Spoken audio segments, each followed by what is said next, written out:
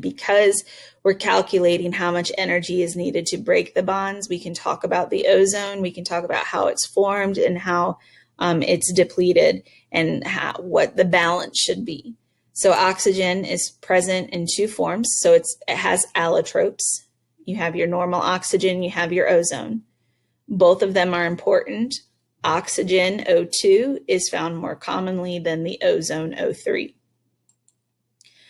Bonds in both can be broken if they absorb UV radiation. So that's how it's actually done in the atmosphere, is by absorbing that UV radiation from the sun, which is what we want. And we want it to absorb that UV so we aren't exposed to as much UV radiation. Since oxygen requires a double bond, it's going to need more energy to break than the bond and a half of ozone. Now, how do we know how much or what the wavelength is for the UV in order to break the bonds? We use Planck's constant. We did these formulas last year. We're not going to do any of this math this year.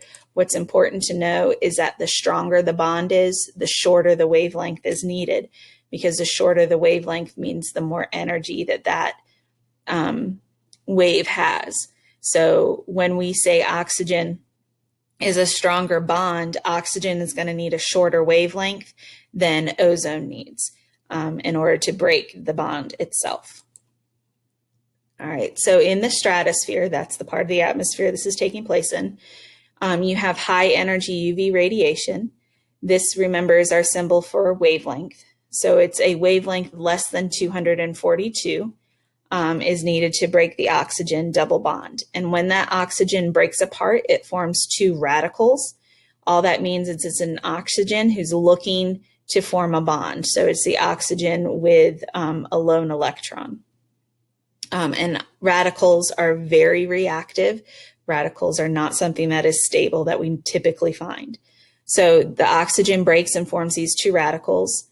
Then the radical reacts with another molecule of oxygen, and that's how we form ozone, O3. Now that is an exothermic step. So here we absorbed energy, now we're releasing that energy.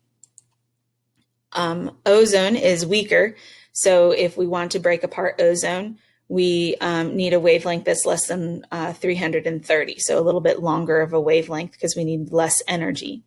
And we can break that apart into the radical and the oxygen. So oxygen molecules then can react with, or the ozone can react with a radical to form two oxygen molecules. So it can do either of these two scenarios. It's an exothermic, another exothermic step. It produces heat, and that's what helps maintain the high temperatures of the stratosphere, or that's why the stratosphere has a higher temperature, is because of these bonds breaking and these bonds forming and it being a very exothermic reaction. So the Chapman cycle is what we call that cycle of oxygen forming ozone and then ozone reforming the oxygen. It stays constant if the rate of formation is balanced by the rate of its removal, so it's a steady state. What we find is that we get in trouble when it's no longer the steady state, and that's when we start seeing the issues with the ozone layer and the amount of ozone that we have.